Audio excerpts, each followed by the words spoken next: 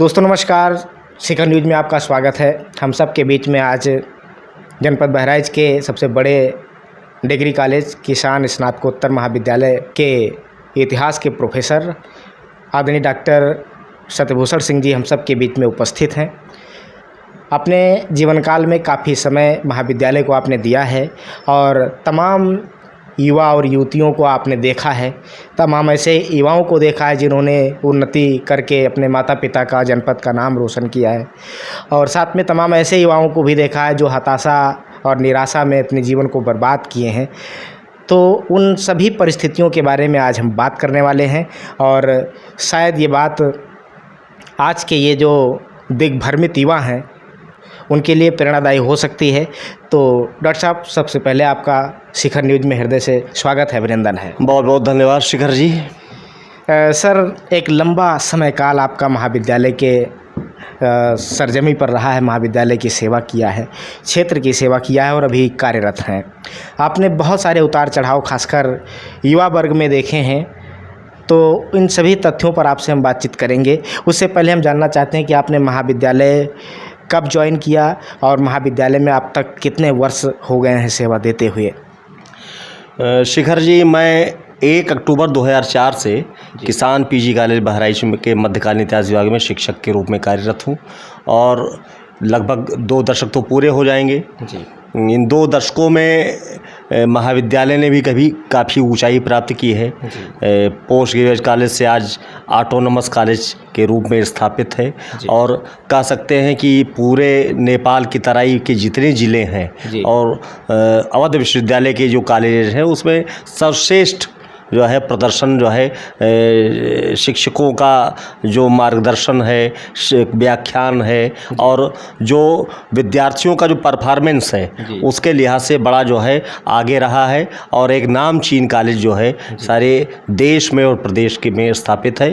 तो हमारे लिए बड़े गर्व की बात है कि एक तो अपने जनपद में और शिक्षा के क्षेत्र में इतने पिछड़े जनपद में कार्य करने का अवसर मिला और जो भी समय मिला उसमें एक शिक्षक के रूप में ही नहीं, एक मोटिवेटर के रूप में भी, क्योंकि जो वातावरण यहाँ का है वास्तव में अर्थव्यवस्था सारे किसानों का ही कॉलेज ही है, तो सबकी अर्थव्यवस्था सारे गार्जियंस की एक जैसी नहीं होती है। शहरी भी हैं, ग्रामीण भी हैं, घाघरा की बाढ़ से पीड़ित जो है विद्यार्थी भी आता है पढ़ने के लिए। तो सब पर दृष्टिपात करने का प्रयास किया कि मोटिवेशन ऐसा मिले और एक मैं मानता हूँ कि शिक्षा ही ऐसी चीज़ है कि आदमी को ज़मीन से आसमान पे पहुँचा सकती है। और एक बच्चे को आप शिक्षित कर ले आइए तो बहुत कुछ कर सकता है। वास्तव में एक जो कॉन्फिडेंस पूरे परिवार का डेवलप हो जाता है। ग्रेजुएट होने का स्तर तो बहुत है, वही ग्रेजुएट IAS हो जाता है, वही ग्रेजुएट कुछ नहीं करता है, लेकिन वास्तव में जिसने ध्यानपूर्वक कक्षाएं अटेंड की हैं, शिक्षकों के सानिध्य में रहा है, मैंने देखा है उस विद्यार्थी ने सफलता अवश्य प्राप्त की है। अच्छा शिक्षक अगर है, शिक्षक अच्छा बुरा क्या, शिक्षक तो सब शिक्षक होता है। जो भी विद्यार्थी आएगा वो प्रिय ही होगा और उसको कहीं न कहीं अपने शिक्षक से जुड़ने का उसको लाभ ही मिलेगा। तो इस तरीके का लाभ एक, चूँकि मैं भी अच्छे शिक्षकों से लखनऊ विश्वविद्यालय का छात्र रहा, तो बहुत से शिक्षक ऐसे आज भी याद करता हूँ। प्रोफेसर PK घोष, प्रोफेसर नवीन कुमार जोशी हिस्ट्री डिपार्टमेंट में थे, ऐसे न जाने असंख्य शिक्षक जब पढ़ाने आया तो उनकी बातें दिमाग में रहती थी। वो कैसा पढ़ाते हैं, अपने विद्यार्थियों से कैसा वो उनका जो है कनेक्ट है। सबसे बड़ी चीज़ है कनेक्ट। एक भय का वातावरण जो है उच्च शिक्षा में नहीं चलता, वहाँ तो मित्रवत व्यवहार, क्योंकि द्विध्रुवीय क्रिया है। उच्च शिक्षा जो है शिक्षक अच्छा विद्यार्थी मिलेगा तभी शिक्षक अच्छे ढंग से पढ़ाएगा, वो पहले से पढ़ के आएगा। तो बड़ा सौभाग्य मुझे मिला कि प्रारंभिक दौर में ही मेरे प्रशंसक छात्र छात्राओं का एक समूह बना रहा, चूँकि मेहनत करके जाता था, कक्षाएं जो है पढ़ के जाता था। आज भी कक्षाएं जो भी लेता हूं बगैर पन्ना पलटे नहीं आता हूं, क्योंकि इतिहास में फैक्ट्स का बड़ा महत्व है, तथ्यों का बड़ा महत्व है, फिर उसका रिप्रेजेंटेशन। कला संकाय, चूँकि इतिहास ह्यूमैनिटीज़ का सब्जेक्ट है, तो कला संकाय का अगर अध्यापक अच्छा ओरेटर नहीं है तो सफल नहीं हो सकता। वास्तव में अपनी बात को समझा पाना, किताबें तो हर विद्यार्थी पढ़ लेता है, किताबों के साथ मानवीय दृष्टिकोण रखते हुए फिर अपने व्याख्यान को रिप्रेजेंट करना। तो अपने उन शिक्षकों को याद करके कैसे पढ़ाते थे, उनकी बॉडी लैंग्वेज कैसे होती थी, कैसे अपने विद्यार्थियों से कनेक्ट हो जाते थे, इन सब बातों का प्रयोग किया। मैं मानता हूँ कि इस मामले में में सफल रहा। मैंने जो भी समय दिया महाविद्यालय में अपने विद्यार्थियों के बीच में मेरा एक स्थान बन पाया, क्योंकि अपनी मेहनत से। और वास्तव में बड़ी सरल प्रक्रिया है। अध्यापक हम लोग तो जो जानते ही हैं कि कोई अपना गार्जियन जो है किसी अपने बच्चे को शिक्षक नहीं बनाना चाहता। आमतौर पर अनएक्सीडेंटली दुर्घटना के शिकार शिक्षक हो जाते हैं। शिक्षक बन गया, कोई नहीं कहता बेटा शिक्षक बन जाओ, लेकिन बचपन से ही ये भाव था कि मैं अध्यापक ही बनूंगा। बीए किया, एमए किया, पीएचडी की लखनऊ विश्वविद्यालय से। पिताजी भी कहा करते थे अध्यापक बनो, समाज सेवा का एक अच्छा अवसर है, समाज को दिशा देने का। मूलतः वो भी शिक्षक थे, बाद में लोक सेवा आयोग से सेलेक्ट होके जो है पीईएस अधिकारी तक हो गए, वो बात अलग थी, लेकिन मूलतः शिक्षक थे। जहाँ अवसर मिलता था उसका प्रयोग करते थे। ऐसे बहुत से हमारे बहुत करीबी लोग हैं जो आईएएस आईपीएस हो गए, लेकिन अवसर पाते हैं तो आज भी उनका जो मूल स्वभाव शिक्षक वाला। तो प्रस्तुतिकरण और अपने को अपने विद्यार्थी से कनेक्ट करना और उसको अपनी बात को डिलीवर करना, ये बात जो है मुझे 2004 से ही समझ आती थी कि ये कार्य करेंगे तो हमारा विद्यार्थी जो मुझसे कनेक्ट भी होगा और जो बहराइच का जो पिछड़ापन है शैक्षिक, वो दूर होगा। कुछ रोजगार में लग जाएंगे, कुछ ऊँची नौकरी पा जाएंगे, कुछ छोटी नौकरी पाएंगे। बड़ा अच्छा लगता है कि अचानक फ़ोन आता है, अचानक सड़क विद्यार्थी मिल जाता है, तो बड़ा आनंद आता है कि देखो ये कभी कभी चेहरा भी याद करता हूँ कि नियमित रूप से क्लास में आता था, पीछे वाली बेंच पे बैठता था, आगे बैठाता था। बहुत से विद्यार्थी कहते हैं कि सर मुझे आपने बोलना राजनीति में है, पॉलिटिकल, सर आपसे देख देख के बोलना सीखा। तो बड़ा अच्छा लगता था। ये एक शिक्षक ही तो कई काम कर सकता है कि बोलना आदमी किससे सीखेगा? अपने माँ बाप से सीखेगा, अपने शिक्षक से सीखेगा और अपने जो भी राजनीतिक गुरु हैं उनसे सीखेगा। तो बोलना तो राजनीति में आना चाहिए। अच्छा प्रशासक है उसको भी आना चाहिए। तो एक अच्छा ओरेटर बनने की प्रक्रिया में आज भी हूँ। बड़े ध्यान से बड़े लोगों के भाषण सुनता हूँ, जो पॉलिटिकल लोग। अटल जी से बड़ा प्रभावित रहा। अटल बिहारी वाजपेयी जी के भाषण छात्र जीवन में मुझे याद है, लखनऊ से लड़ते थे, मैं जाके बूथ एजेंट तक बन जाता था उनका, और उनको पास से कई बार चरण स्पर्श का अवसर मिला तो बड़ी प्रसन्नता हुई, क्योंकि एक हिस्सा तो उनका पॉलिटिकल है, दूसरा एक प्रबुद्ध राजनेता का, एक जो है पोएट का, एक कवि हृदय व्यक्ति का। उनकी न दैन्यम न पलायनम मेरी 51 कविताएं मैं खरीद लाया। 4 डिकेट्स इन पार्लियामेंट, संसद में 4 दशक उस जमाने में मिलती थी 1500-1600 रुपये में, पैसे नहीं होते थे तो नहीं खरीद पाया। आज भी सोचता हूँ मौका पाऊंगा खरीद लूँगा। तो अम्बेडकर साहित्य मेरे पास रखा हुआ है, अम्बेडकर की जितने वॉल्यूम है। अच्छा ओरेटर, अच्छा लिखने वाला, अच्छा बोलने वाला, इनके संपर्क में विद्यार्थी रहेगा, जीवन में कभी निराश नहीं होगा, कुछ ना कुछ करेगा और अच्छा करेगा। जरूरी नहीं आईएएस बन जाए, आईपीएस बन जाए, अच्छा प्रशासक बनेगा, अच्छा राजनेता बनेगा। जीवन के जिस भी क्षेत्र में जाएगा वो बोलना सीख जाए, लिखना सीख जाए, पढ़ना सीख जाए और सुनना सीख जाए, तो जीवन की यही सार्थकता है। इस तरीके की मोटिवेशन विद्यार्थियों को आज से 20 साल पहले भी दिया करता था, आज भी देता हूँ। सर, एक पंक्ति बहुत मशहूर रहती है कि अध्यापक है युग निर्माता, छात्र राष्ट्र के भाग्य विधाता। आपका क्या विचार है, जो शिक्षक हैं आज के, जो प्रोफेसर हैं, उनको किस प्रकार से बच्चों को कल्टीवेट करना चाहिए, उनको तैयार करना चाहिए कि वो समाज के लिए काम कर सके? आप अपने तरफ से शिक्षकों के लिए क्या संदेश देना चाहेंगे? ये बात मैं इसलिए कह रहा हूँ क्योंकि बहुत सारे ऐसे शिक्षक हैं जो यह सोचते हैं कि सिर्फ मैं अकेला ही थोड़े देश बदल सकता हूँ या समाज बदल सकता हूँ। तो उनका यह छोटा सा प्रयास भी बहुत कामगर साबित हो सकता है। इस पर आपका क्या विचार है और आप उन्हें क्या संदेश देना चाहते हैं? अब तो वातावरण थोड़ा बदला है। बड़ा आश्चर्य होता है जब हमारे यहाँ ग्रेजुएट लेवल पर विद्यार्थी पहुँचता है। तो सेमेस्टर सिस्टम है, प्रथम सेमेस्टर का विद्यार्थी आईएएस और पीसीएस के कंपटीशन के बारे में कॉम्पिटिटिव एटीट्यूड उसका डेवलप ही नहीं होता है। मैं मानता हूँ कि अब तो थोड़ा वातावरण बना भी है। ये वास्तव में जीन्स डालने चाहिए शिक्षक को 8th में, 9th में, 10th में। ये तय कर लेना चाहिए कि विद्यार्थी क्या बनना चाहता है। एक निश्चित दिशा में अगर वो चलेगा तो बाद में परिश्रम कम करना पड़ेगा। ये शिक्षकों का योगदान होना चाहिए इसमें। वास्तव में इंटरमीडिएट और जूनियर हाई स्कूल लेवल तो प्राइमरी और जूनियर स्तर पर बड़े योग्य शिक्षक भर्ती हो रहे हैं और वो बड़ा जीवन में बहुत कुछ देखा, बड़ी हाईली क्वालिफाइड लोग हैं और वो वास्तव में बहुत कुछ कर सकते हैं। कई हमारे निकट संबंधी ऐसे हैं, मैंने देखा है विद्यालय को बड़ा सुंदर ढंग से सजा रखा है, लगता है जैसे कॉन्वेंट स्कूल हो। कॉन्वेंट शिक्षा से सब प्रभावित होते हैं।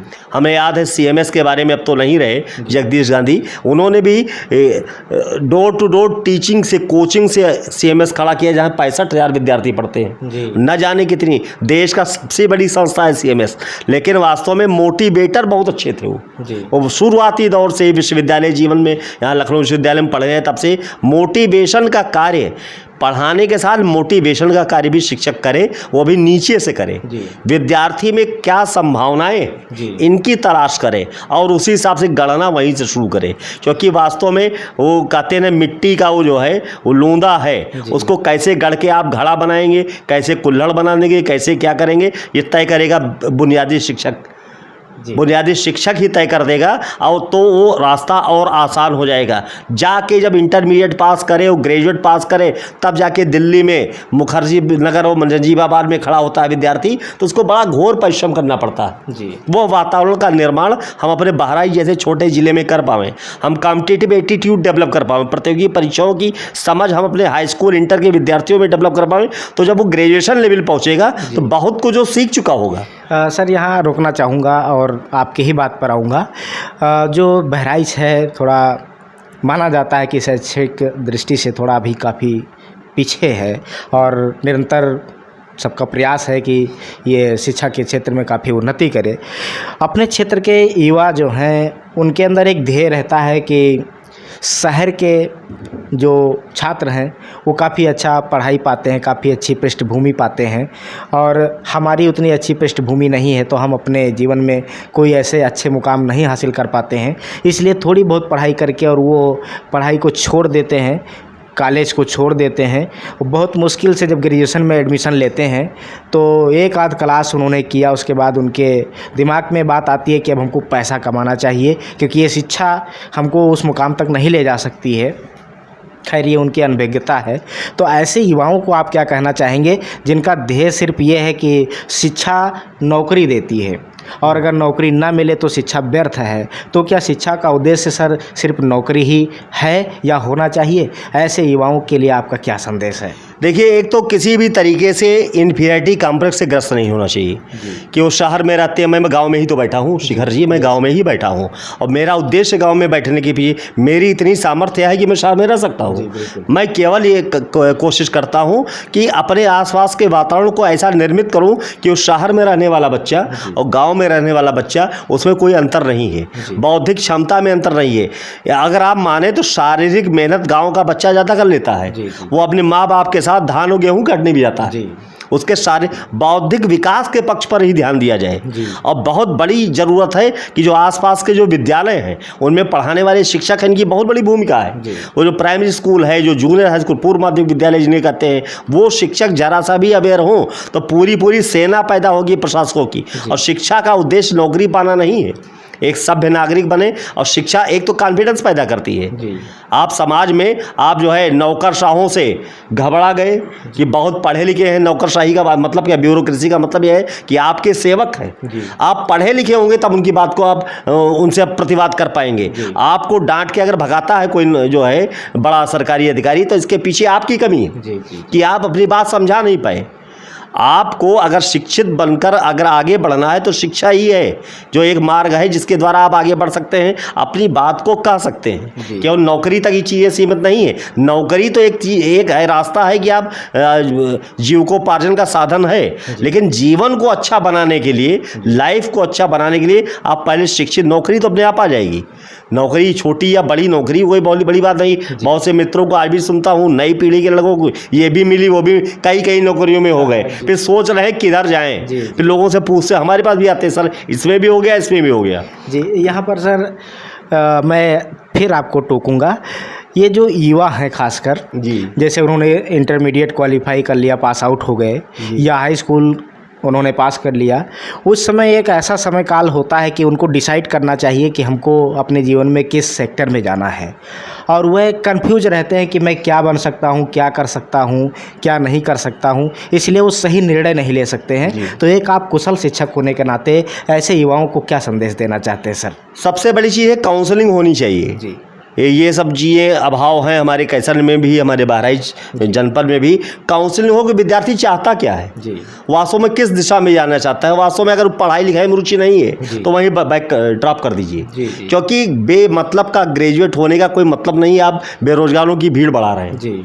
आप अगर इंटरमीडिएट के बाद रोजी रोजगार में ही बच्चा जाना चाहता है, उसी दिशा में फिर कुछ ऐसा करवाइए कि रोजगार में ही लग जाए। यदि वो जो जिस क्षेत्र में जाना चाहता जबरदस्ती कहेंगे कि आप बीए कर डालिए, आप बीएससी कर डालिए, आप बीकॉम, अपनी इच्छा को गार्जियन और शिक्षक जब थोपता है विद्यार्थी पर, अपेक्षा उससे उतने करिए जितनी आवश्यक हो। जबरन जब अपेक्षा करेंगे विस्फोट हो जाएगा।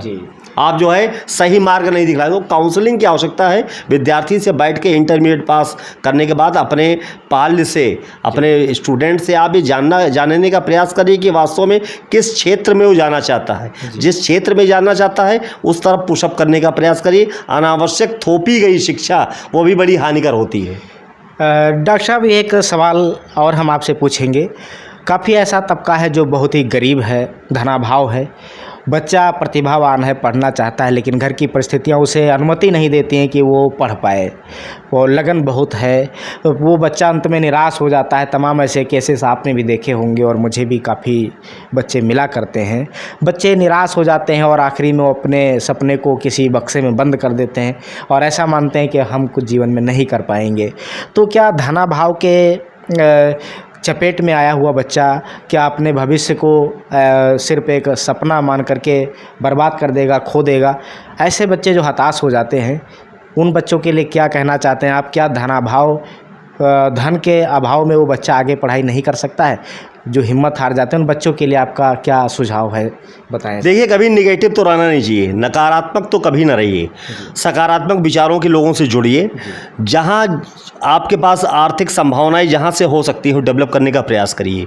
ये चीज़ें कई बार होता है कि लेट हो सकता है, अर्थाभाव में देर हो सकती है कि आपके गार्जियंस आपके लिए इंतजाम नहीं कर पाए, आप ऐसी व्यवस्था नहीं कर पाए। लेकिन मैंने देखा है परिश्रम से लोग आगे बढ़ते हैं, मेहनत करेंगे। अब तो चीज़ें सब ऑनलाइन है, बहुत सी चीज़ें, कोचिंग्स वगैरह हैं। आप थोड़ा सा जो है कहीं ना जाइए, उसको जो है देखा, घर के कमरे के अंदर बैठा विद्यार्थी और अचानक रिजल्ट आता है और बड़े कंपटीशन में सेलेक्ट हो जाता है। तो ये समस्या तो है हमारे देश में। समस्या तो आज भी उस श्रेणी के गार्जियंस हैं जो बच्चों की शिक्षा दीक्षा के प्रति उतनी चिंता नहीं करते हैं। वो सोचते हैं कि बच्चा थोड़ा सा बड़ा हुआ तो अपना जो रोजी रोजगार है, खेती है, उसमें साथ में सहयोगी की भूमिका ले लिया कि मेरा सहयोगी मिल गया।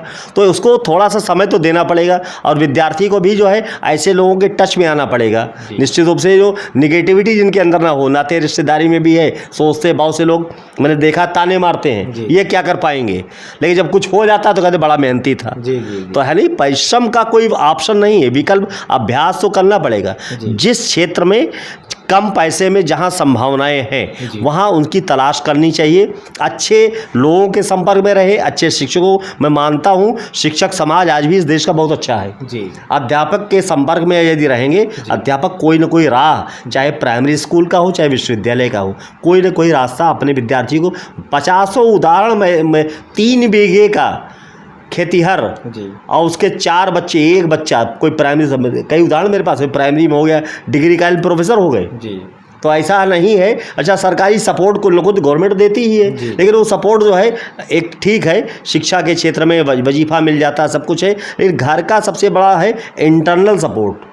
घर में बैठ के जो वातावरण घर में बनता है उसमें माँ बाप का योगदान होता है। शिक्षक तो एक 7-8 घंटे के लिए संपर्क में आया, लेकिन जो इन्वायरमेंट परिवार का है, बड़े भाई बहन हैं, उनका जो योगदान है, कंट्रीब्यूशन है, वो बहुत बड़ा होता है। तो मैं मानता हूँ कि ऐसे शिक्षकों की कमी नहीं है जो अपने असहाय और कमज़ोर छात्रों को उठाने के लिए प्रयास करते हो। ये चीज़ रास्ता चलते मिल जाती है। बहुत से सफल विद्यार्थी अपने शिक्षकों को याद करते हैं कि फलां सर ने मदद न की होती तो आज सर मैं यहाँ न पहुँचता। तो निराशा वाली बात नहीं है। आज भी भारत में अब ऐसी स्थिति में कोई निगेटिव सोच विद्यार्थी को नहीं रखनी चाहिए। बी पॉजिटिव, सफल तो होंगे ही। सर, एक शिक्षक होने के नाते आपने भी तमाम ऐसे अभिभावकों के दर्द को देखा होगा। बच्चा एक सपना लेकर के कोटा है, दिल्ली है, इन शहरों के गलियों में पड़ा रहता है, काफ़ी प्रयास करता है, परिश्रम करता है, एक भारी भीड़ है युवाओं की, कंपटीशन में बैठता है, किसी कारणवश कई साल मेहनत करता है और वो सफल नहीं हो पाता है, अंत में वो अपने जीवन का अंत कर लेता है। ऐसे विद्यार्थियों के लिए आपका क्या सुझाव है सर? क्योंकि यह बहुत पीड़ादायी पल होता है, समाज में एक प्रकार का जो है ताना मारने वाली स्थिति है कि कोई लड़का जैसे आईएएस की तैयारी करने के लिए दिल्ली चला गया है, मुखर्जी नगर चला गया है, 3-4 साल उसने तैयारी किया, किसी कारणवश वो आईएएस नहीं बन पाया और वो जब वापस आता है तो समाज उसे जीने नहीं देता है, ताने मारता है, कहता है आईएएस साहब आ गए, आईएएस साहब आ गए। तो ऐसी स्थिति में वो जो कैंडिडेट्स हैं ऐसे कदम उठा लेते हैं जिससे परिवार बहुत पीड़ा से ग्रसित हो जाता है, बहुत दुख का पहाड़ टूट पड़ता है। तो ऐसे युवाओं के लिए क्या संदेश है सर? मैं मानता हूँ एक कम्युनिकेशन गैप है गार्जियंस और उसके पाल्य के बीच में, जो कम्युनिकेशन गैप है। लगातार अगर आपका बच्चा पढ़ रहा है, कोटा में है, दिल्ली में है, इलाहाबाद में है, कहीं भी बाहर पढ़ा, तो आप लगातार टच में ज़रूर रहिए, उसकी संगति क्या है इसका बड़ा असर पड़ता है। बहुत से जो वैचारिक चीज़ें हैं, बहुत सी चीज़ें ग्रेजुएट लेवल पर बच्चा होने के बाद विचारवान हो जाता है, वो ऐसे निगेटिव थाट वाले बच्चों के बीच में बैठेगा, निगेटिविटी डेवलप करेगी, तेरा नहीं हुआ, मेरा हो गया, मेरा नहीं हुआ, इस तरीके के भाव। आप क्या करें, हम तो असहाय हो गए। तो अपने बच्चे के प्रति आप उदासीन ना हो जाइए, केवल पैसा खाते में डाल दिया, एटीएम से उसे निकाल दिया। आप जानने का प्रयास करें कि आपका बेटा वहाँ रह के, बेटी वहाँ रह के वास्तव में किस तरीके की सोच उसके अंदर। कोटा में कई घटनाएं हुई हैं, कोचिंग संस्थानों में प्रोफेशनलिज्म है, व्यावसायिकता है, उससे बचने का प्रयास करें। इतना तो अवेयरनेस गार्जियंस के अंदर लानी, अपने सोच में लानी पड़ेगी। उसको अपने बेटे के प्रति छोड़ दिया वहाँ कि हम छोड़ आए हैं, वहाँ उसका फूडिंग लॉजिंग का सब व्यवस्था कर दी है। सारी व्यवस्था करने के बावजूद भी आप चिंता करिए, वहाँ तक जाइए जरूर। ये घटनाएं जो हो रही हैं, लैक ऑफ कम्युनिकेशन है, डायलॉग बंद हो जाता है। माँ पता चलता है कि पिता से बात ही नहीं हो रही, बेटे की बेटी की, माँ से बात होती ही माँ उतना समझदारी से समझा नहीं पा रही है, या जो भी हो, कारण बनता है कम्युनिकेशन गैप का। सबसे बड़ा योगदान इसी का है। पैसा ही महत्वपूर्ण वहाँ नहीं होता है, बाहर भेजने के साथ आपका जो भावनात्मक सपोर्ट है वो अपने बच्चे के प्रति होना चाहिए, क्योंकि आपने ऐसे छोड़ नहीं दिया उसको। आप दबाव भी ना बनाइए। मेंटल प्रेशर में बच्चे हार्ट अटैक के शिकार हो रहे हैं जी। आप अपेक्षा ज़्यादा कर लेते हैं बेटे से, बेटी से ज़्यादा अपेक्षा कर ली कि तुमने ऐसा क्यों नहीं। अब हाई स्कूल इंटरमीडिएट का जो रिजल्ट आया है, इसमें आपने बेटा तुम 99% लाना चाहिए था तुमको। हाई स्कूल इंटरमीडिएट के रिजल्ट कंपटीशन की तैयारी नहीं तय करते हैं। मैं बहुत बार बताता हूँ, थर्ड ईयर सेकंड ईयर लड़का आईएएस टॉप कर जाता है। या आप जो टॉपर्स हैं सबके सब आईएएस नहीं बनने आ रहे हैं, बहुत थोड़ी संख्या बने। ये नंबर्स हैं, ठीक है, नंबर किसी को 10% ज़्यादा है, किसी को 5%, इससे निराश होने की कोई आवश्यकता नहीं है।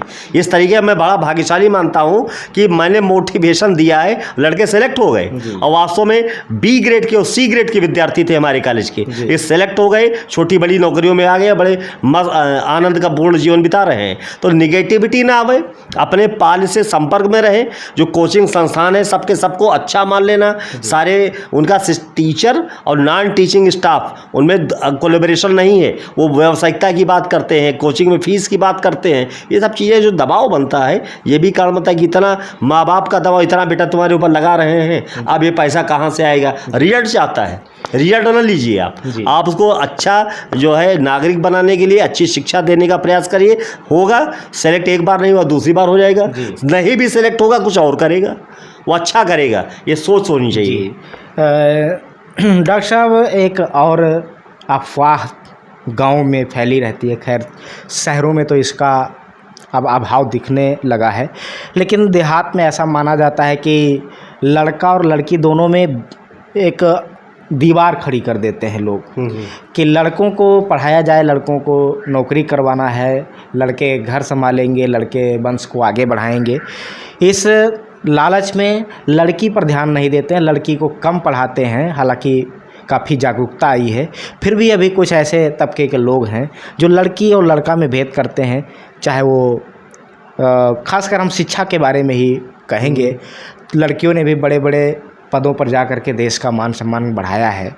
तो ऐसे लोगों के लिए आपका क्या संदेश है एक शिक्षक होने के नाते, क्योंकि मैं ये सवाल आपसे पूछ सकता हूँ कि लड़का लड़की में शिक्षा के प्रति भेदभाव करना चाहिए या बराबर उनको इस जो है अवसर का लाभ उठाने के लिए सपोर्ट करना चाहिए, सहयोग करना चाहिए? देखिए, अवसर की समानता का अधिकार तो संविधान ने दिया है। लड़का लड़की, जाति, लिंग, कोई भी भेद है तो इससे तो बिल्कुल बचने का प्रयास करना चाहिए। वास्तव में हम लोग तो अध्यापक हैं, शिक्षा की कॉलेज में पढ़ाते हैं, हमें तो बस बच्चा नज़र आता है, अपना विद्यार्थी नज़र आता है। इसके अलावा कोई सोच एक शिक्षक के रूप में शिक्षक के अंदर नहीं आती है। घर में तो कतई नहीं होना चाहिए। अब तो वातावरण बदला है और मैं देख रहा हूँ कि यहाँ कोचिंग्स में बच्चों को बाहर भी भेजते हैं, लड़का लड़की का भेद नहीं करते हैं। इस चिंतन से तो बाहर आने की आवश्यकता है ही है। वंश चलाने के लिए उस बच्चे ने जन्म नहीं लिया है, उस बच्चे ने जन्म लिया है अपने भविष्य के लिए, उसका भविष्य बेहतर बनाने के, आपके वंश के लिए वो जिम्मेदार नहीं है। बेटा बेटी में भेद करना ये तो वास्तव में दुर्भाग्यपूर्ण है। कुछ लोग क्षुद्र मानसिकता के हो सकते हैं, ऐसी बात करें तो बेटियों के प्रति कोई दूसरा भेदभाव करना ये तो हमें लगता है कि आज के भारत में ये सब चीज़ें जो है नहीं होनी चाहिए। अगर हैं तो इसको समाप्त होनी चाहिए। इस तरीके की जागरूकता और जागरण तो हमारे समाज में आ भी रहा है और आना भी चाहिए। डॉक्टर साहब, अंतिम सवाल आपसे है। भारत युवा भारत माना जाता है, 65% पॉपुलेशन कहते हैं युवाओं की है और युवाओं से बड़ी उम्मीद है कि देश को बहुत ऊंचे तक ले जाएंगे, बहुत आगे तक ले जाएंगे। तो इसमें एक यह समस्या देखी जाती है कि आजकल जो भारत जैसे अपने संस्कारों के लिए जाना जाता है पूरी दुनिया में, तो युवाओं में, युवतियों में थोड़ा संस्कार का अभाव होता जा रहा है। तो संस्कार का जो ये क्षरण हो रहा है, अभाव हो रहा है, इसके बारे में उन युवाओं को क्या संदेश देना चाहेंगे हमारे चैनल के माध्यम से? और साथ ही युवा अपने समाज को बदल सकता है, समाज में क्रांतिकारी परिवर्तन ला सकता है, तो उन युवाओं को आपका क्या संदेश है? हम चाहेंगे कि एक शिक्षक होने के नाते इन दोनों सवालों के जवाब आप हम युवाओं को दें, हमारे दर्शकों को दें। आपका इस पर क्या विचार है, क्या राय है आपकी? एक बात कहूँगा कि मोबाइल को ही आप साहित्य न मानिए। ये बहुत बड़ा दुर्भाग्य है कि मोबाइल को ही सच मान लिया है और सोशल मीडिया को ही सच मान लिया है। सत साहित्य पढ़ने की तरफ प्रेरणा मिले। जो अच्छे मनीषी हैं, स्वामी विवेकानंद से आप जुड़े हैं, स्वामी विवेकानंद के साहित्य को जो भी अच्छे लोग हैं उनके साहित्य, एक पक्ष ये भी है संस्कार, वो संस्कार जो है ये पुस्तकीय ज्ञान के अलावा जो और धार्मिक पुस्तकें हैं उनको भी पढ़ी जाएँ। अच्छे जो है जो साहित्यकार हैं उनकी रचनाओं को पढ़ा जाए, विद्यार्थी पढ़े, उसको उपलब्ध कराइए। ये काम तो हमारे गार्जियंस को ही करना, हमारे अभिभावकों को ही करना है कि बचपन से ही कुछ एक्स्ट्रा देने का कार्य करें। केवल परीक्षा के लिए तैयारी वो दूसरी चीज़ हो गई, कुछ एक्स्ट्रा देने का कार्यक्रम मैं तो करता रहा हूँ। पिताजी की पुस्तकें, हमारे पिताजी बड़े साहित्यकार थे, पुस्तकें छपवाता हूँ और जो मिल जाता है, अभी शिखर जी को भी एक पुस्तक दे दूंगा। तो पुस्तक जो अच्छा साहित्य जाएगा, शिखर जी के घर में गया तो उनके घर में ये पढ़ेंगे, कम पढ़ेंगे, इनके घर में इनकी पत्नी है, बच्चे हैं, परिवार है, माता है, पिता है, पढ़ेंगे। कॉलेज की पत्रिका हमारे यहाँ प्रेरणा छपती है, भाई कई बार जो है बच्चों को उठा के दे देता हूँ प्रेरणा की प्रतियाँ। बहुत से बच्चों को मैं जानता हूँ ये बच्चा नहीं पढ़ेगा, लेकिन इनके घर में जाएगा, कोई दूसरा पढ़ेगा। अच्छा साहित्य छपा है, अच्छी बातें छपी हैं, तो उनका तो कहीं ना कहीं प्रभाव और ये जिम्मेदारी बचपन से ही महाभारत रामायण की कहानी, जो भी धर्म ग्रंथ हैं आपके, उन धर्म ग्रंथों के बारे में शिक्षा का एक तरीके से अभाव हो गया है। इसकी प्रेरणा तो बच्चों को गार्जियंस भी दें, शिक्षक भी दें। कुछ एक्स्ट्रा पढ़ो, कुछ अतिरिक्त पढ़ो, केवल पाठ्य पुस्तक ही सीमित रखो, कुछ एक्स्ट्रा ज्ञान प्राप्त करोगे, संस्कारवान बनोगे। जो केवल मोबाइल से जो ज्ञान प्राप्त हो रहा कई बार भ्रमित कर सकता है। हर चीज़ गूगल पे ही नहीं है। प्रिंटेड मैटर का अपना महत्व है, जो प्रिंटेड साहित्य है उसका महत्व है। इन सब चीज़ों पर वास्तव में जागरूकता आनी चाहिए और एक तरीके से ये बड़ी तेज़ी से इधर 10-15 साल में डेवलपमेंट जो हुआ है इसको फिर लौटना पड़ेगा। एक चक्र है, फिर घूमेगा, फिर किताबों पर लोग आएंगे। केवल जो है मोबाइल युग में जो आवश्यक चीज़ें हैं, इंफॉर्मेशन टेक्नोलॉजी की जो क्रांति है वो बुरी नहीं है, लेकिन इसके साथ ही सब कुछ उसी पे बेस कर जाए हम, ये भी गलत है। इसके साथ जो है हम जो है पुस्तकीय जो अच्छी पुस्तकें हैं, साहित्य हैं, आज भी जाता हूँ तो अच्छी किताबें खरीद लेता हूँ। कोई अच्छी पुस्तक मिल गई, पुस्तकों पर पैसा खर्च करना विद्यार्थियों को, अपने पाल्य को आप सिखाएं।